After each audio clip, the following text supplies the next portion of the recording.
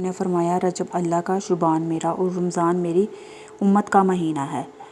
ماہ شعبان کو حضور کے ساتھ بھی خاص نسبت حاصل ہے، اس لیے حضور صلی اللہ علیہ وسلم اس مہینے میں ذکر و اذکار، مشاہدات اور عبادات کر دیتے تھے اور اللہ کی راہ میں خرچ کرنا بھی بڑھا دیتے تھے، نفلی عبادات کو زیادہ وقت دیتے۔ جو حضور کے کام ماہ شعبان میں کرتے تھے، ان سے محبت کا تقاضا یہ ہے کہ امت بھی ان اعمال کو ہر صورت کرے یا کرنے کی کوشش کرے۔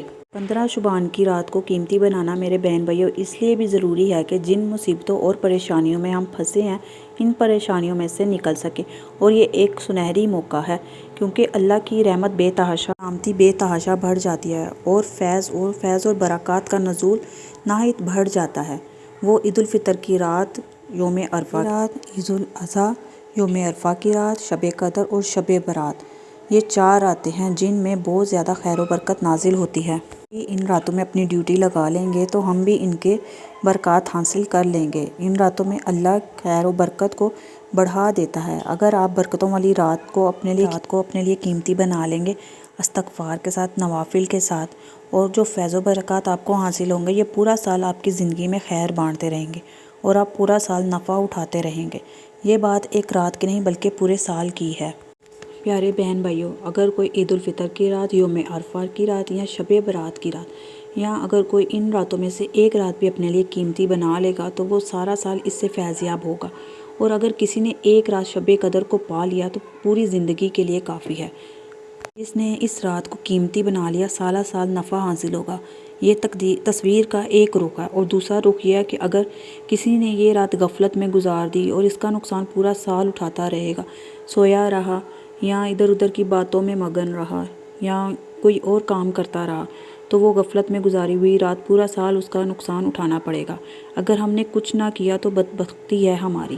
اس رات کو قیمتی بنانے کے لیے پہلے نوافل پڑھیں، پھر تسبیح، ذکر اور اذکار کریں، قرآن پاک کی تلاوت کریں جتنی آپ آسانی سے کر سکیں، اور سب سے زیادہ ضروری ذکر جو ہے وہ ہے درود پاک، کیونکہ درود پاک بیک وقت اللہ کا بھی ذکر ہے اور حضور کا بھی ذکر ہے۔ حضور صلی اللہ علیہ وسلم نے فرمایا جو ایک بار مجھ پر درود پڑھتا ہے، اللہ اس کے 10 گناہ معاف کر دیتا ہے، اللہ اس کو 10 رحمتوں سے نوازتا ہے، اللہ اس کے درجات بلند فرماتا ہے، اس کو 10 نیکیاں عطا کرتا ہے جو ایک بار درود پڑھے گا۔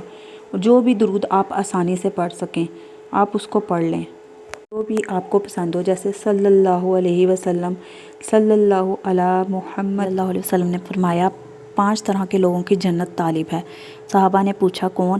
آپ صلی اللہ علیہ وسلم نے فرمایا جو قرآن پاک کی تلاوت کرے، دوسرا جو دوسروں کو برائی سے روکے، تیسرا وہ جو کہ بھوکے کو کھانا کھلائے، چوتھا وہ جو کسی بے لباس کو کپڑے پہنائے، اور پانچواں وہ جو حضور صلی اللہ علیہ وسلم پر درود و سلام پیش کرتا ہے۔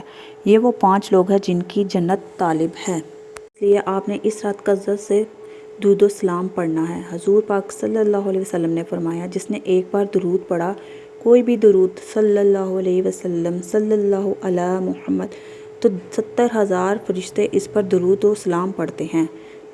فرشتے ہمارے لیے استغفار کرتے ہیں۔ اللہ نے فرمایا میرا بندہ میرے محبوب پر درود پڑھتا ہے تو تم بھی اس کے لیے دعائیں مغفرت کرتے رہو، میں نے اسے بھی بخش دیا اور اس کے والدین کو بھی بخش دیا ہے، اور قیامت تک جو تم عبادت کرتے رہو گے اس کا سارا ثواب اس کے نامہ اعمال میں لکھ دیا جائے گا۔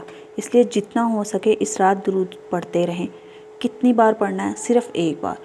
اس لیے اللہ والے کہتے ہیں کہ کوئی ورد وظیفہ کام نہیں آتا، وہاں پہ اس میں محمد کہاں کام آتا ہے۔ جہاں کوئی ورد وظیفہ کام نہیں آتا وہاں درود و سلام کام آتا ہے۔ اس لیے میرے پیارے بہن بھائیوں، آپ نے بھی جو بھی آپ کے گھریلو معاملات ہیں، پریشانیاں ہیں، تنگی ہیں، بیماری ہیں، الجھنیں ہیں، جو کچھ بھی ہے، جو کوئی بھی مشکلات میں پھنسا ہوا ہے، آپ نے نوافل کا اہتمام کرنا ہے، ذکر کرنا، اور دل میں تمام پریشانیوں کو رکھ کے اللہ سے دعا مانگنی ہے کہ اللہ تعالیٰ ہماری سب پریشانیوں کو دور کر دے، اللہ ہماری مشکلات کو آسان کر دے، اللہ تعالیٰ ہماری سب پریشانیوں کو دور کرے۔ اور آپ نے پھر صبح روزے کا بھی اہتمام کرنا ہے۔ اللہ تعالیٰ ہماری دعاؤں کو قبول کرے، آمین۔